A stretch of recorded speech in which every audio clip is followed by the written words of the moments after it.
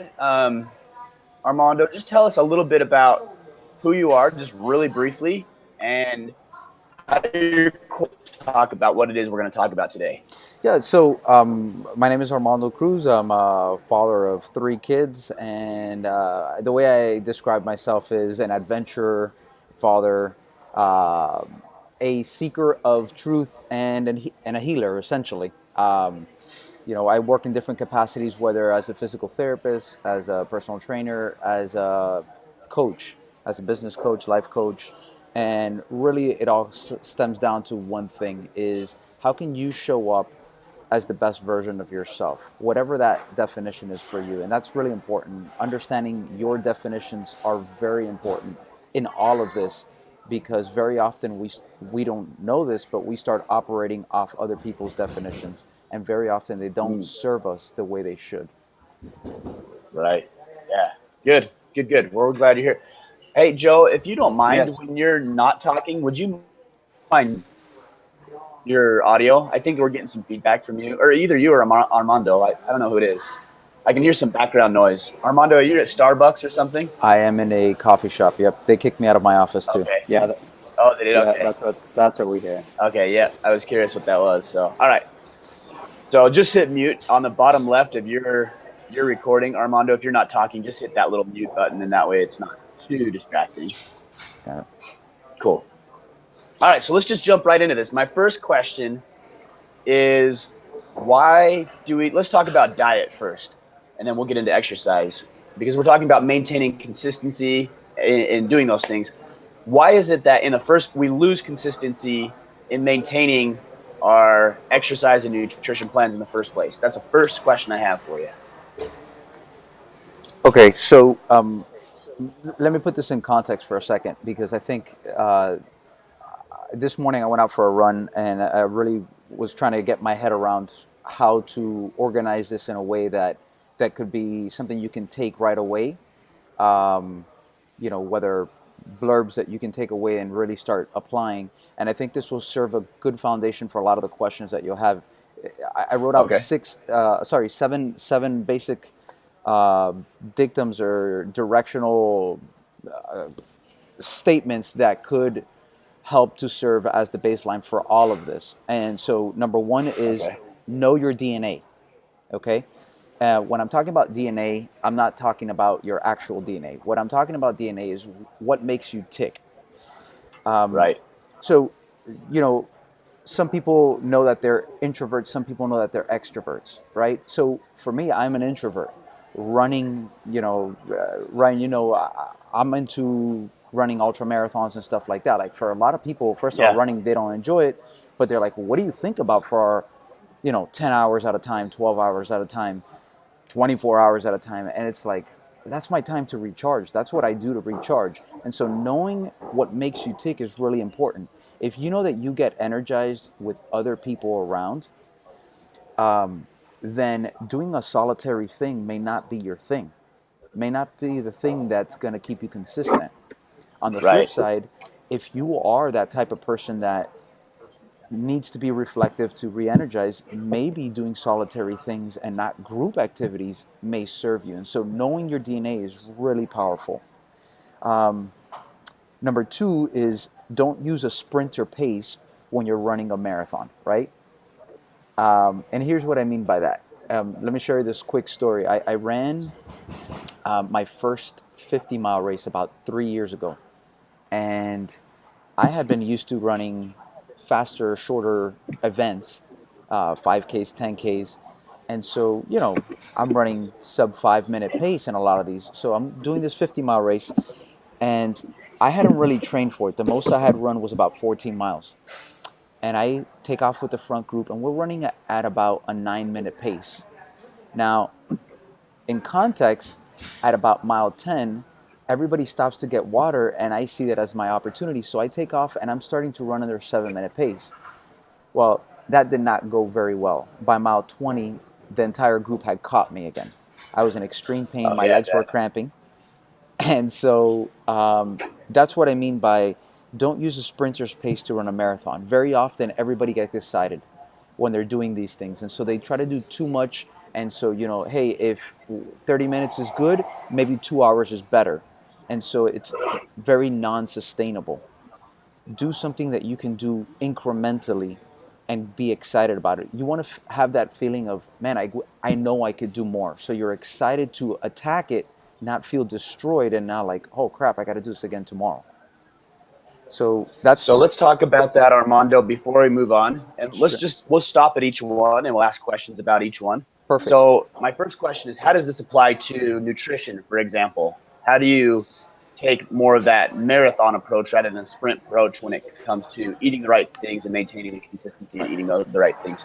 So consider how most people, when they've decided that they're going to make a change to their nutrition, how they approach it. It's, you know, they have this certain lifestyle, and all of a sudden, the first thing that they focus on, what most people focus on, is everything that they can't eat, right? Yeah, Oh, I can't eat right. this, I can't eat that. And so all of a sudden, they take away all these things and they say, I can't do this, and now I have to do this thing, okay?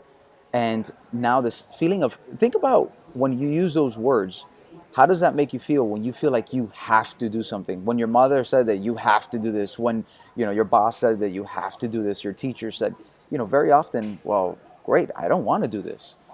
And Mm-hmm. so very often we immerse way too much. You take too big of a step to really make it something that's sustainable and something that's enjoyable, which is another part which we'll get to. Does that make sense? Right. Yeah, for Well, sure. one of the things that I heard said that's common between the first two things is it he points to your mindset, and all of that that you're trying to achieve is really changing your mindset to nutrition, changing your mindset activity, and changing the way, because otherwise, like you said, it's like I don't want to do it. But it's getting back to the why, and then and that helps you stay consistent. Yeah. Definitely. In addition to conversation with Stevenson, if you guys are familiar with him and his work, he is the host. He said this pretty much the same thing. He said, with diet, everybody's worried about cutting things out. Armando, would you mind muting that? Yeah, sorry. Okay, no, it's okay. Um, he talked about everybody's so concerned about cutting things out, and he says start implementing your diet, putting it, and when you put the right nutrients and the right foods into your diet, it just pushes the other stuff out of the way. So reframe the way you're thinking about that.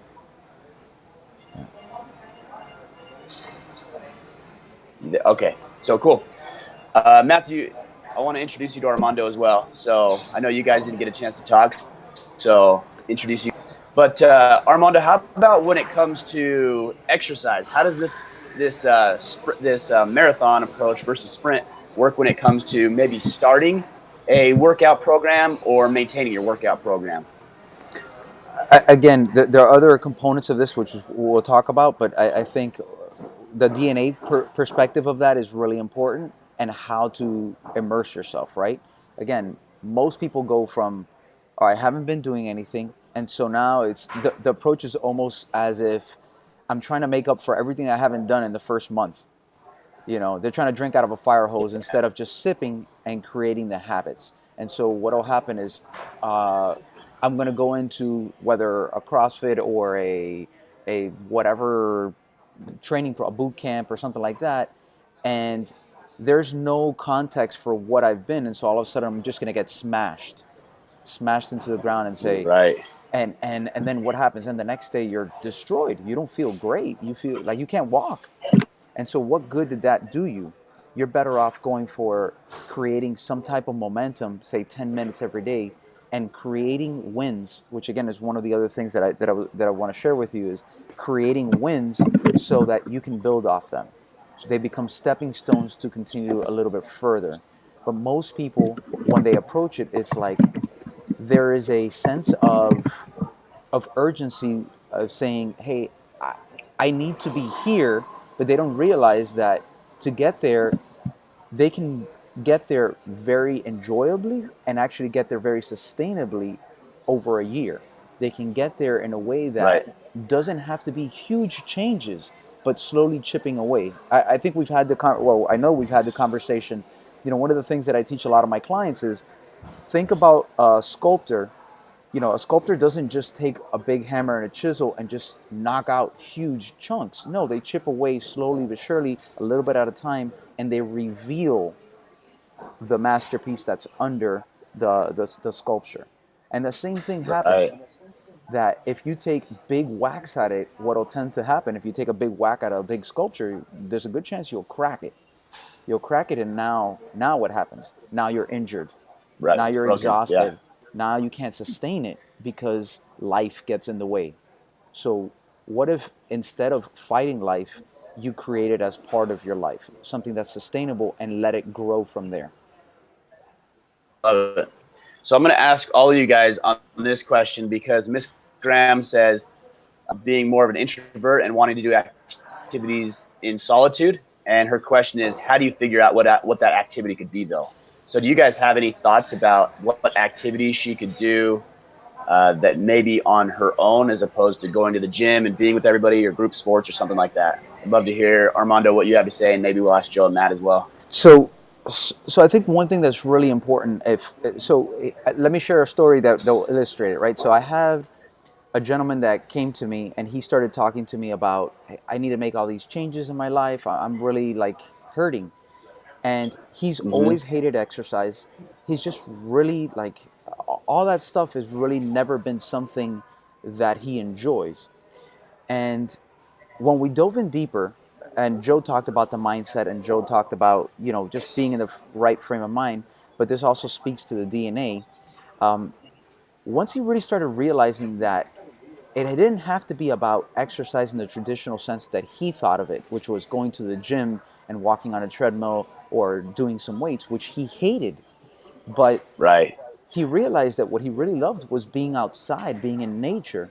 And so it gave him an opportunity to the point where he just started walking outside once a day and started creating these little micro habits that he started including his wife. So not only did he start enjoying the process of it, he started including his number one partner. And together, now that they're enjoying it, they're Mm-hmm. learning new things about each other that they've never known. They went out for a walk in the rain, and this is after 40 years of marriage. And he goes, "Have we ever walked in the rain before?" It's like, "No, this is the most amazing thing." He's lost 35 pounds, and Wow.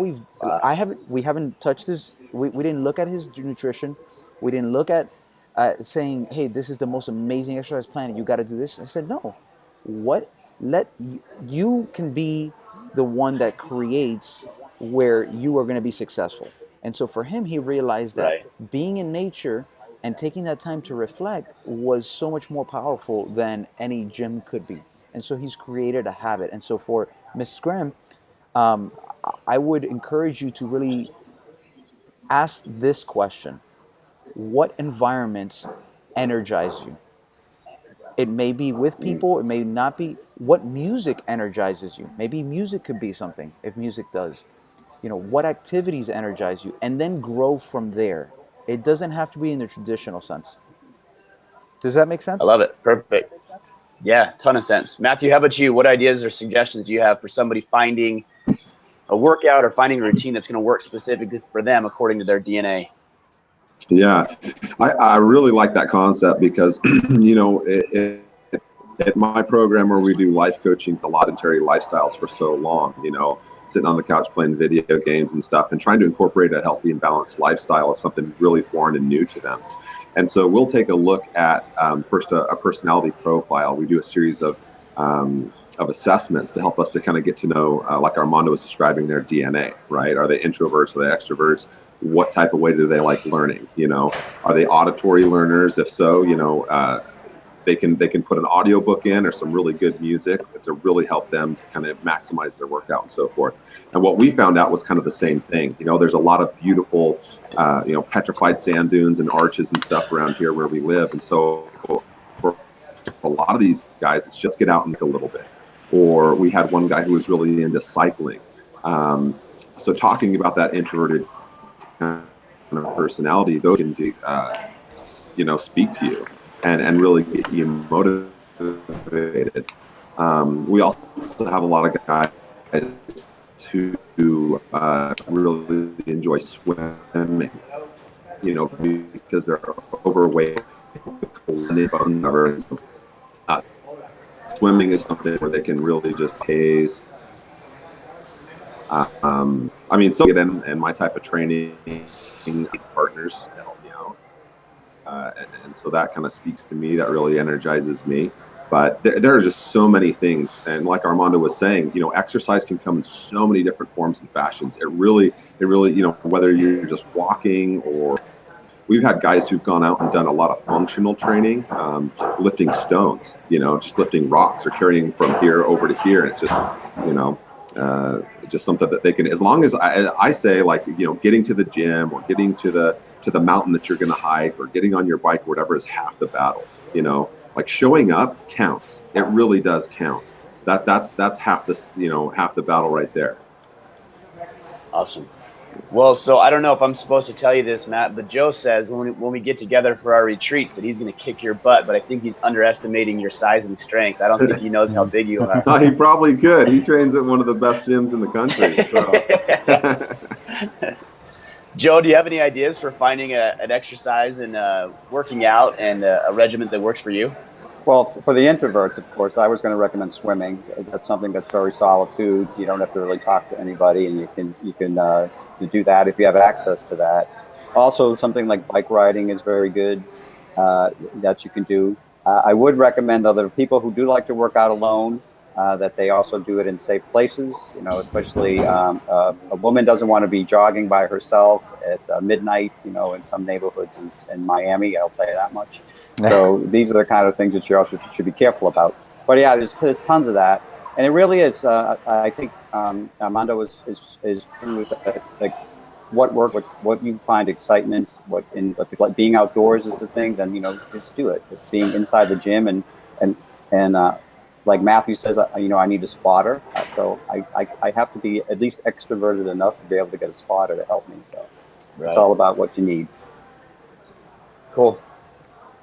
So, let's see. Joe, are you still going? I can't tell. Looks like you're still talking, but I'm not hearing your audio. So no, maybe I'm not talking. Okay, we were just on a lag. That's all. All right. I just wanted to make sure I didn't cut you off. No problem. So, a couple of things that have worked for me is, number one, I think just trying new things. So if somebody asks you to go do something, maybe they're asking you to go mountain biking. Another one is pickleball, which is surprisingly not as common. Armando, Joe, do you guys play pickleball? Or have you heard of pickleball? Never heard it. Yeah, it's not as common, but it's not as common outside of Utah, which is what I just found. Yeah, Miss Graham's saying that too. For pickleball, just imagine a mix between tennis and ping pong. It's awesome. So look into that because it's such a fun thing, right, Matt? Yeah, absolutely. Yeah, it's kind of I think it's more of like a West Coast thing. I looked into the history of it one time, and it actually started in Seattle.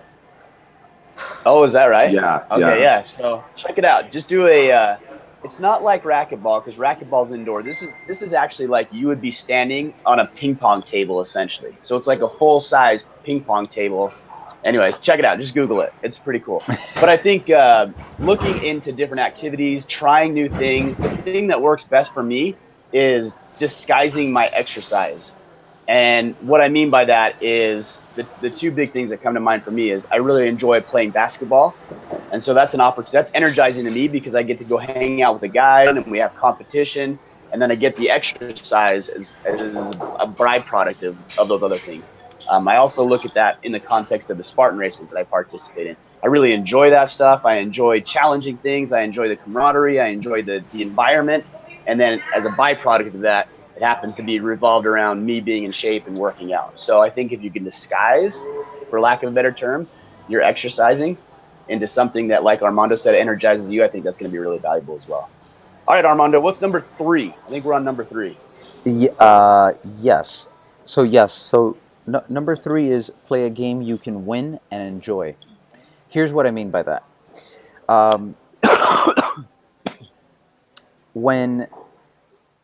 When you look at most people when they set up a resolution or some type of decision that they're going to start working out, it may be, I know that you do CrossFit, so I'll use that as context, right? So a lot of times people will say, all right, my idea is I'm going to go to CrossFit 4 times a week or 3 times a week. Okay, great. So that's in their head. The game that they're playing is, in order for them to win, the only way that they can win is being at CrossFit 3 times a week. But what happens if you get sick? What happens if you're traveling? What happens if you're injured? What happens if you really don't feel like it? Is there a contingency for you to still win? The other thing is the concept of what I call take your meds, right? And what that means is it stands for minimal effective dose.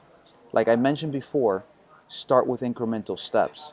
So instead of starting at an hour and a half, how can you create something that is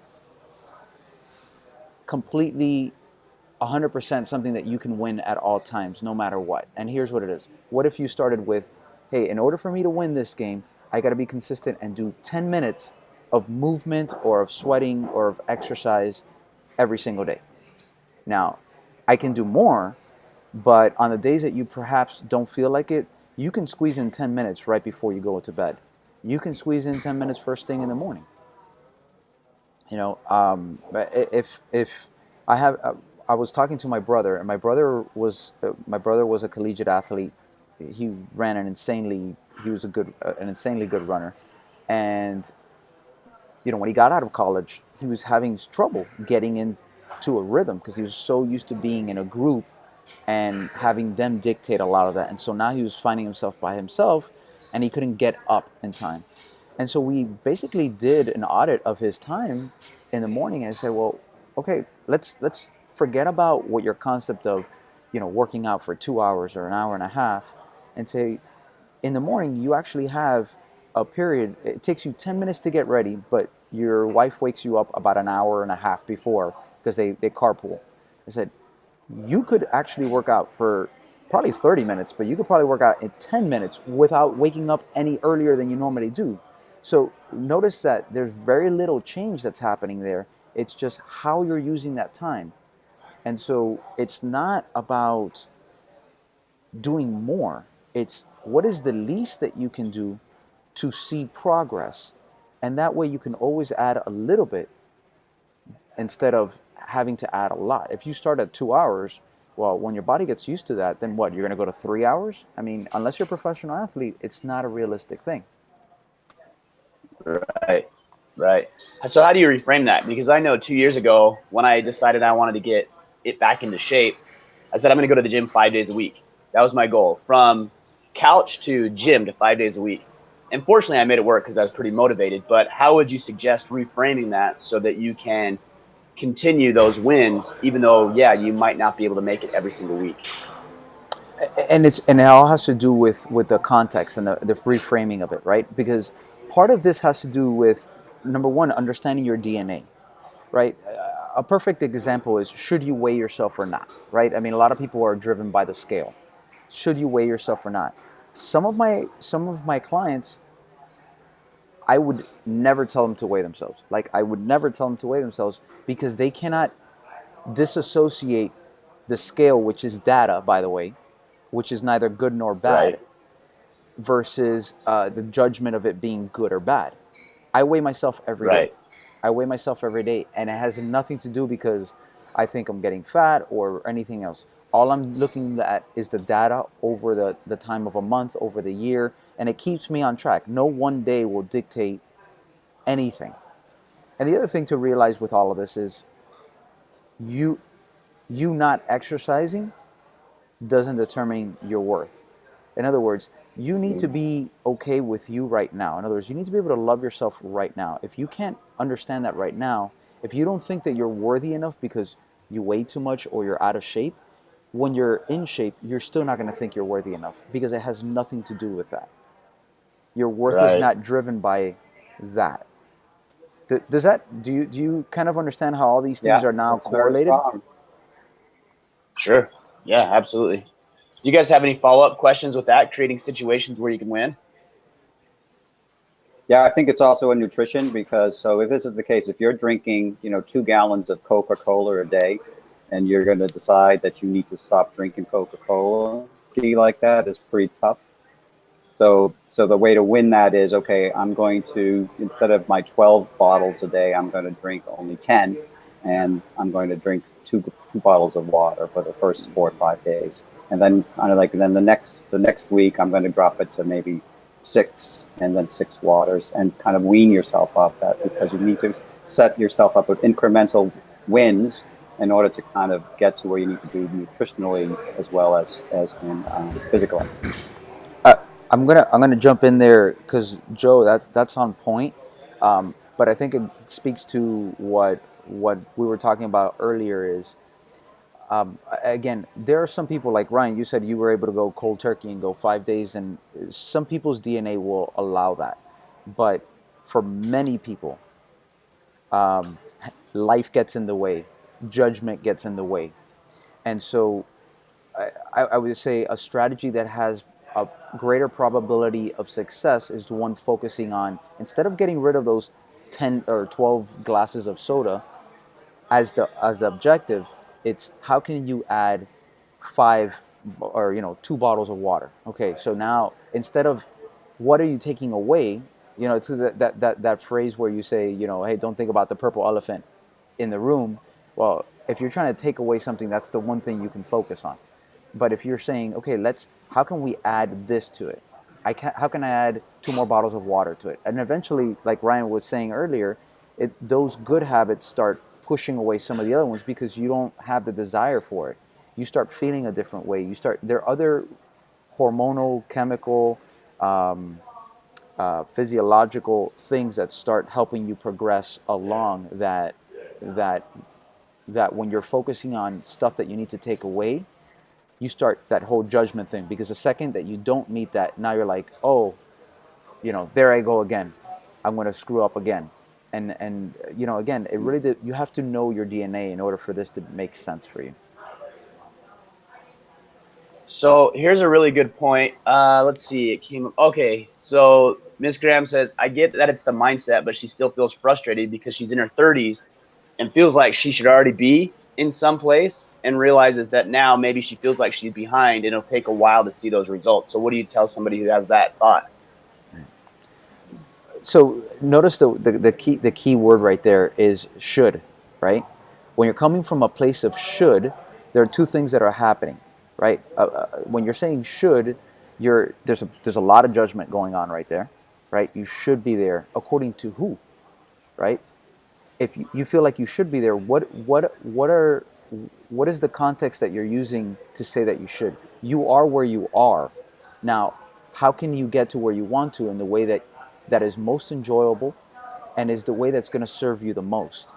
Because you should get there, again, it's very, very subjective. It's very subjective. And maybe you want to get there. And so now the better question I think would be to ask is, why do I want? Like, why is this important to me? The why of this is really what's going to be the driver. We've heard it many times, having a strong enough why. But, one of the things here is how, remember when I said, play a game you can win and enjoy. That's why it's there, and enjoy. That is a key process that I think a lot of people miss. Because if you're not enjoying it, if it's not something that you're looking forward to, then it's something that you're looking for reasons not to do. Mm-hmm. Wanting to do something and having to do something have 2 very different psychological feels, chemical feels, and just emotional feels altogether. So how do you want to achieve, or what is the journey you want to go on, not what is the one that you feel like you are having to go on?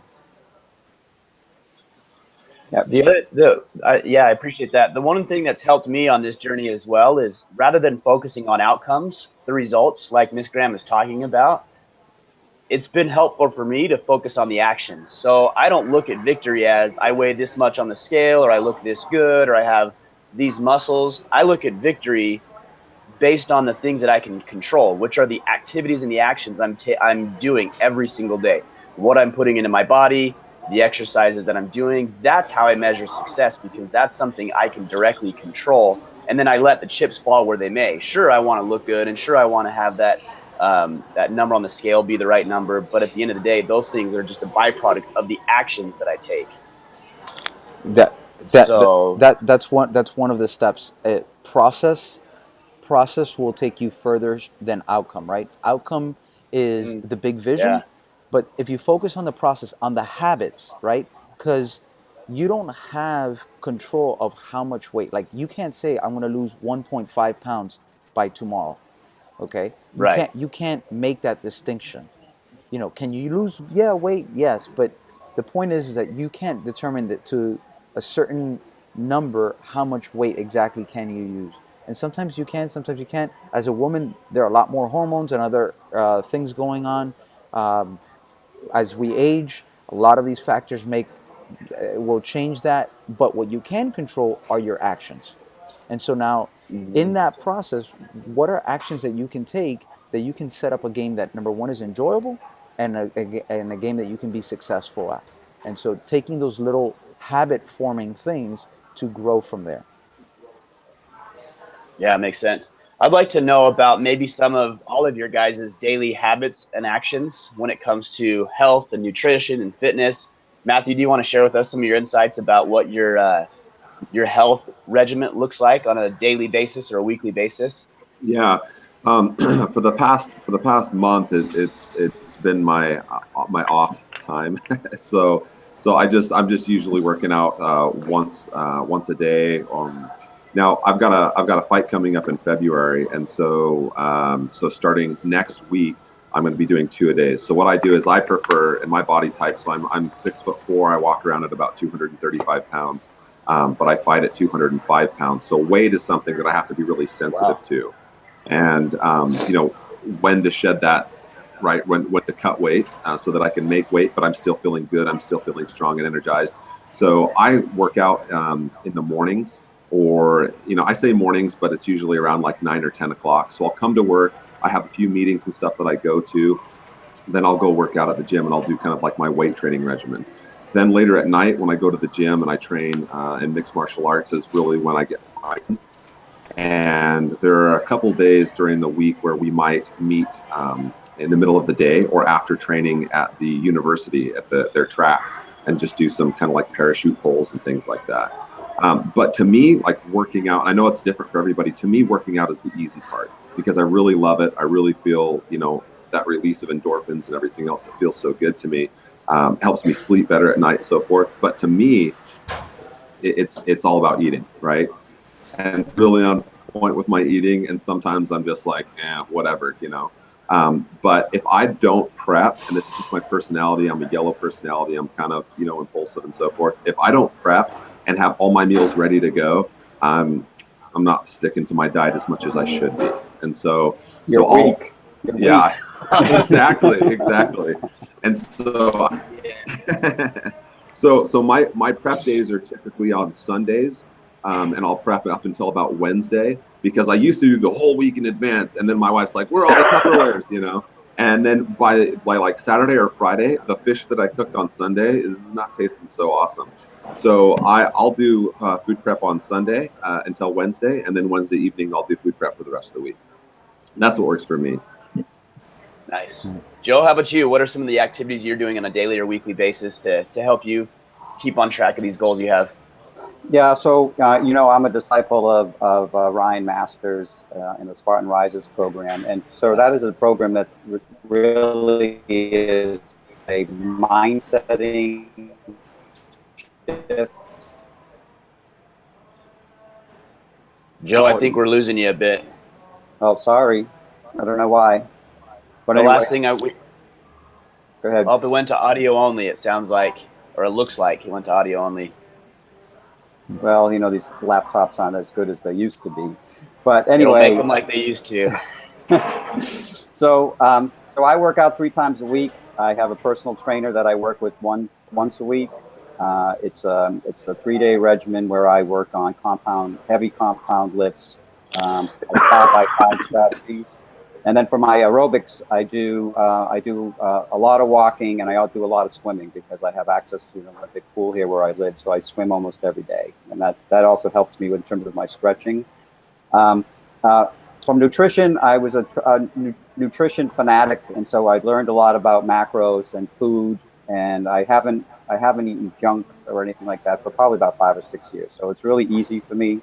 And of course, in doing that, diet is about 85 to 90% of your health care, health regimen, because you cannot exercise your way out of a bad diet. And so that's one of the things that I learned early on. So I eat extremely well. So anyway, so I'm in my 60s. So for me, my workout, it takes me longer between workouts to recover because I do things in pretty heavy weights. And it takes me longer to build muscle too as a result. And so therefore my nutrition has to be really on point to make sure I have what I need to do that. And then the last part is I make sure I get at least 7 to 8 hours sleep a night, at least, because that's where the gains come from. With the nutrition and the recovery, and that's where they come from to enable you to get to the gym the next day. So that's my fitness life. Awesome. Perfect. For me, I go to the gym. I do CrossFit every morning, just about, not every morning, but just about every morning. Then I participate in the Spartan races. I like playing sports. That's uplifting for me. So basketball, pickleball, you name it. If I can play sports, we like to hike. We do our bike rides every weekend. So we stay pretty active. I don't really do the whole gym thing too much. I'm there for an hour, like I said, every morning. And then outside of that, it's, like I said, disguising my workouts. So just being active outdoors and being with my family and being with friends has been helpful for me. And yeah, Armando, I'd like to hear yours, and then we better move on to number 5 because we're already at 8:40 and we got to wrap this up in about 15 minutes. So Yeah. So crank through these. yeah, no.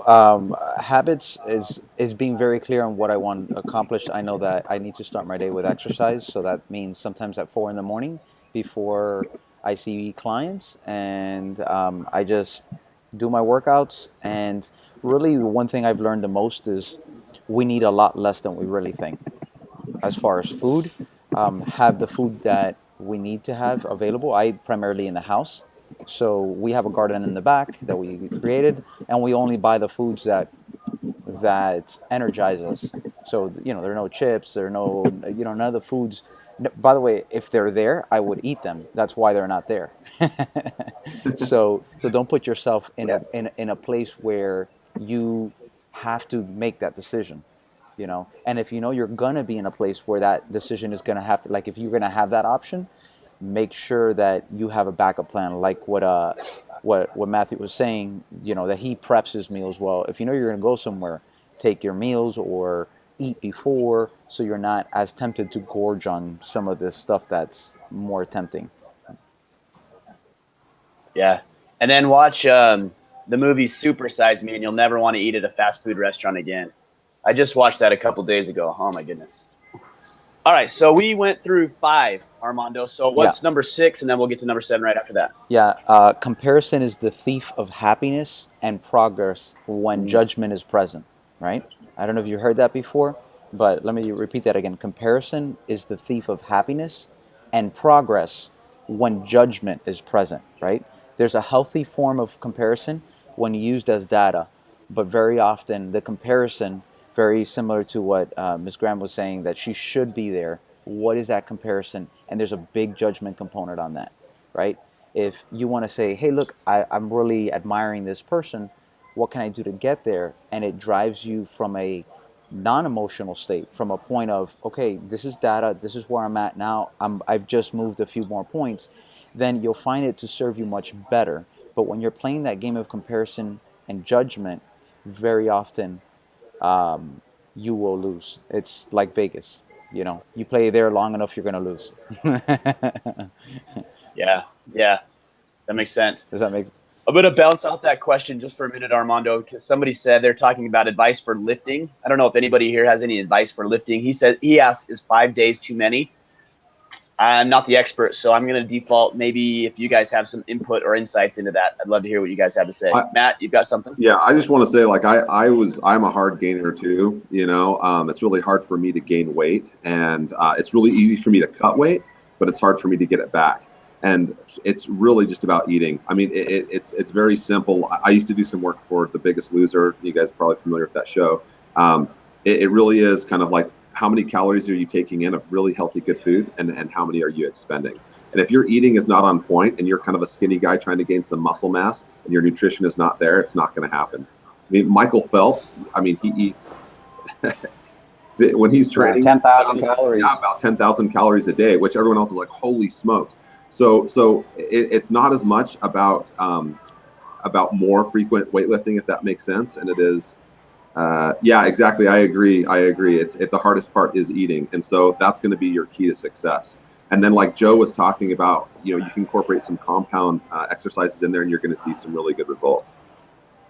Yeah, I think for 5 days a week, depends if you're only like working like one body part each day for those 5 days, like maybe just doing a chest day and then a back day and then a leg day and then maybe a shoulders day. That might be okay, but the lifting actually, without getting too clinical, it does put a stress on your central nervous system. You're actually training your body to trigger more muscle fibers and more muscle activation in doing this, and that's what the compounding lifting does. And so your system does need to recover. And in fact, if you're doing 5 days a week, I would suggest that every 4 or 5 weeks you take a complete week off and don't do any lifting, and get yourself your central nervous system and your body to recover, because then you'll make gains with the right nutrition, and you'll be much better. I'm gonna shift this a little bit. I'm not used to all this. There's a lot of stuff going on. I'm not very good at multitasking here, so if I'm missing something, please let me know. Welcome to Blab. Yeah, exactly. So if I'm missing something, let me know. But the context is, what is 5 days too many for what? If you look at a fighter, Matthew, he has a very specific goal. And so what is really the better question at this point, is 5 days enough to achieve what? To do what? That's really, I think, the more important message. Because I can't really answer, is that too much? Because I don't know what it is that you're doing and what your goals are actually. What the goal is. Yeah, what is the goal? Because 5 days too much. I mean, I can lift every day, but when I'm in season, when I'm preparing for a particular race, it looks very different. And so, again, asking the right question. I think one of the biggest downfalls and biggest misconceptions, and I understand why, because it's easier to focus on the how than the why and the what, right? And here's the thing, because there's so many nutrition books, there's so many exercise books. You can go on YouTube and find a million exercises. The problem is that there's no context for why you should be doing that, why you should be progressing through this. And it's not about doing, the hardest workout. It's not about working out the 5 days a week. And it really has to do a lot with what do you really want to achieve with this? Matthew has a very specific goal when he's training for a fight, and he has to eat for performance. And eating for performance and for health may not always be the same thing. I'm not saying that he's unhealthy. What I'm saying is that I went from one of the challenges I did as I entered into a bodybuilder competition, right? Not because I'm huge or anything like that, right? But I decided to do something way out of my comfort zone. I eat very healthy, but I had to eat very different, performance-wise, to get up on stage. And they're not always the same thing. Eating for performance or training for performance is not always the same as eating for health and training for health. And as long as you can understand that, I think it's going to be something that's going to serve you more than just making blanket statements and saying, oh, this workout is the latest, coolest thing, or this is the latest diet. But really, what does this mean on the bigger scheme of things? We're talking about longevity and creating transformation, not change. Change is temporary. Transformation really puts you into a different state. Sure.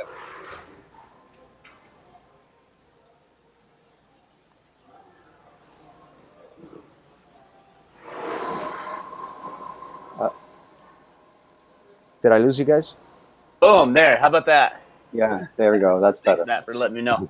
I'm going to ask you guys, Armando, I really appreciate that answer, and it's a really good answer. It's hard in a format like this because we can't get very specific or very unique to any one individual. But the answer is always, it depends, right? Mm-hmm. And that's the hard part about doing things like this. So I do have another blanket question, though. And I think this will at least get people thinking about different things out there, and then they can obviously fine-tune and cater it to them. But Gary, who's been a longtime supporter of Order, man, Gary, I appreciate you. I want to let you know that he says, do you guys follow any specific nutrition plans? So I'd love to hear what you guys do, if there's a diet or eating strategies, for lack of a better term, that you guys are using? I think he'd be interested in knowing and hearing about that a little bit. Armando, you want to start us off? Sure. So no, the answer to that is I don't follow any particular diet, if you will, a paleo diet or this diet. I eat a lot of greens. I eat a lot of meat, chicken, fish, like proteins. Um, I eat I eat some carbs, whether it's like rice and pasta. It really has to do with number one, what are we cooking in the house? But part of it is having the stuff that is going to, like, we already know the stuff that energizes us. And so that's what we have in the house. So we already know that if we're going to cook it, we're okay with it. And so Yeah. I think it's creating an environment for us to succeed in spite of life, if you will. If I'm going to travel or do something like that, then yes, I take a little bit more precautions. I'll take some of my green like powders, like the grasses and stuff like that, just because I don't always have access to the stuff that I would normally eat, and it just helps me feel invigorated a little bit more. I am, like I said, I eat meat. I'm not vegetarian or vegan. I think for me, my body asks. I've tried it, but for me, my body responds much better when I have animal proteins in me. Now, in that experiment, I also realized that I ate a lot of it. You know, I used to eat 18-ounce steaks and stuff like that. Now I'm good with a 4 or 6-ounce steak, and I'm okay. Right. Right. So it just Yep. for context.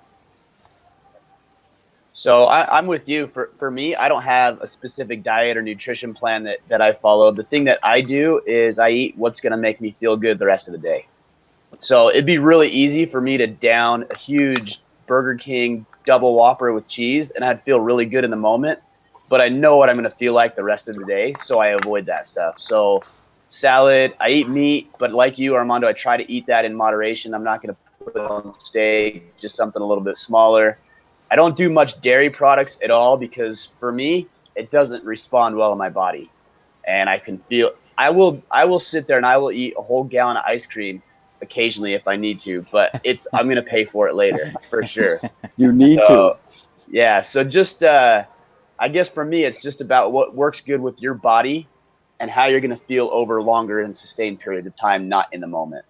Any insights you guys have? Joe, what are you laughing about over there? Well, I mean, I used to be a kind of a nutrition Nazi because I mean, I tracked and weighed everything and did all that stuff. This is probably about 4 or 5 years ago when I was first learning that. So I don't do any of that anymore. It's way too much time and energy. But I make sure that I eat, protein and carbs and fats in just about every meal. And so what works for me, for my body, and being kind of an ectomorph, is that I eat a lot of protein. I eat a good portion of carbs, but they're all natural carbs in terms of they're all vegetables. You know, I do eat potatoes, but I don't eat any cookies, any cakes, any pasta, any breads, any of that stuff, because it just doesn't work for my body. And I probably eat way more fat than most people would, but it seems to kind of work for me. So I eat that, and I kind of just know by sight now how much I'm eating, and I don't need to count it. And I measure it based upon the strength I have in the gym and basically how I feel. And then again, on a weekly basis, what is the scale doing? Is it going up? Is it going down? And then I know. Cool. Matthew? Yeah, I do. I stick to a very specific plan when I'm in a fight camp, which again starts next week. So I just need to stick to that diet, and it takes out a lot of mental and emotional energy for me to just have a plan already in place that I can just refer to and grab what I need to for lunch, dinner, and so forth. I'm a big fan of healthy proteins and fats as well, being an ectomorph. So, I'm really big into nuts and seeds. Like I love, pumpkin seeds and walnuts and pecans. And, the fall you can pick up a lot of those. Down here we have pine nuts, which are kind of expensive, but they're really, really good. And I like adding those to a lot of my dishes. Little snacks when I feel hungry or when I feel a craving. I'll just usually look for like a piece of like an apple, like a fruit, and then just a little handful of nuts and seeds to kind of help sustain me. Perfect. Let's see. Somebody's asking about eggs. What do you guys think about eggs? I eat eggs. I like eggs. It tastes every good. day. Yeah. Every day. Armando? I would say yes, but here's a caveat. Here's a caveat. Everybody's all concerned about the cholesterol. First of all, cholesterol is good for you. It's part of what makes your brain function. That being said, as with Needed for anything, hormones. that being said, what really is the kicker with all this? What is the source, right? The quality of the egg will really determine the quality of what's going to go inside. The same thing with your meat, the same thing with your vegetables, the same thing with anything. And so that's why all these studies, when they make blanket statements that meat causes this or eggs causes this, they don't give you context as to what the process prior to that is. And that's a really important part. If you eat crap, you feel like crap, right? So the same thing goes for the animal. The same thing goes for the food. If it's being given crap, chemicals, and all that stuff, that's all going to go in your body. The same thing with the eggs. So eggs, I think, are good. My son is 1.5, and he'll eat 4 to 5 a day. Okay, we have no problems with it. We eat plenty of eggs. But we know where our eggs come from. We have a farmer not far, and we know exactly what goes in there.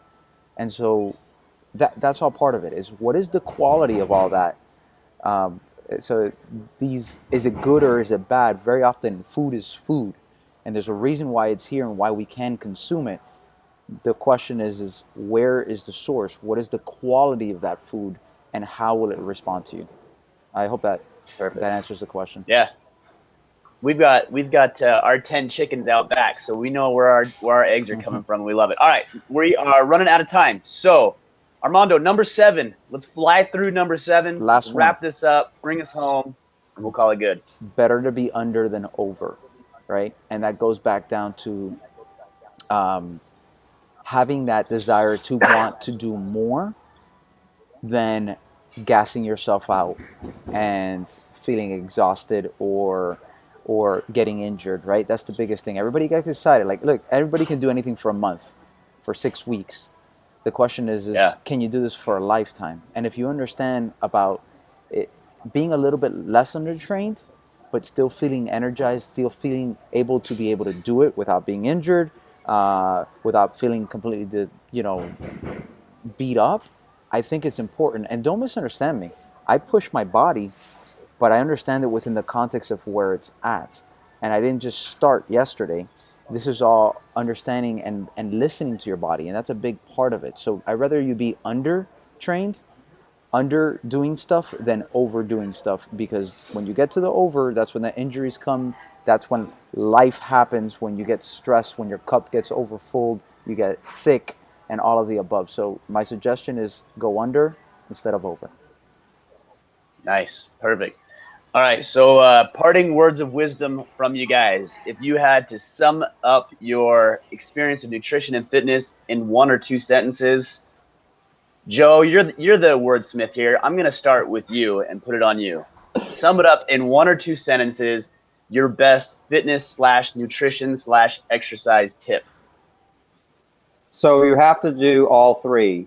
It's the trilogy of good health and well-being, and that is exercise, nutrition, and recovery. And you leave any one of those out, like a 3-legged stool, it'll fall over. Love it. Perfect. Matthew? For me, it's just get started. Do whatever you need to, like Armando was saying. Go take a walk. There's no better time to start than the present. And once you do get going, don't forget about flexibility. Stretch before and after. I know. For me, it's no one person has it figured out what's going to work exactly for you. So experiment, try new things, figure out what's going to work for you. You're actually going to implement it. Somebody's telling you to run marathons and long distance runs like Armando. A million years that and quickly. So do what works for you. Armando, bring us home, man. Your best tip or insight to wrap this up. I would say, first of all, be very. Can you hear me? Can you hear me? He's like, I'm out of here. I'm done with you guys. Bummer if he's not. He looks like he's not here. Hello? Try to give him an opportunity where he can reach better. Can you hear me? That's Armando. Yeah, can you hear me? I don't know where he's at. All right, so at Armando_Cruz. Yeah, we can hear you, Joe. Can you hear me? At Armando_Cruz is where you can find him on Twitter. Oh, Armando, you're there? Yes. Armando. Yes, can you hear me? Yeah, weird. Oh, okay. We Here can go. hear you. Tell us where So- we can find you, man. How can we connect with you? You can't hear us. Twitter. hear us. Twitter is a good place. No. Can you hear me? All right, I don't know. I don't know. Can you hear me? Yeah, Yes. we can hear you. Can you hear us? Yes. That's weird. I don't know. Hey, I think there's a big delay, I think is what it is. All right, Armando, I'm going to give you 10 seconds to answer where we can find you. 10 seconds. At Armando Cruz on Twitter. At Armando_Cruz Twitter.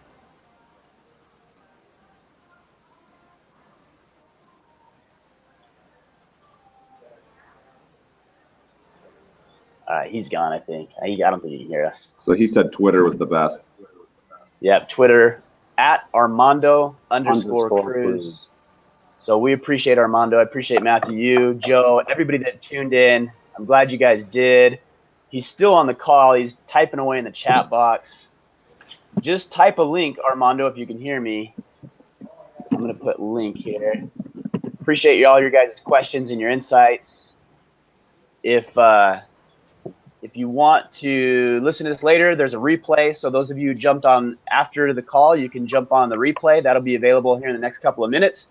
And if you want to learn more about what we're doing with Order of Man, you can go to orderofman.com. We're helping men excel in 8 key areas of your life, health being one of them, wealth, self-mastery, leadership, intellect, all the stuff we need to know about. So check it out, orderofman.com. Mr. Matthew with his fight. Okay, guys, we're going to tune out for the day. Joe, Matthew, I'll see you guys tomorrow. Thanks, everybody, for tuning in. Glad to be here. Thanks, Joe. See you, Matthew.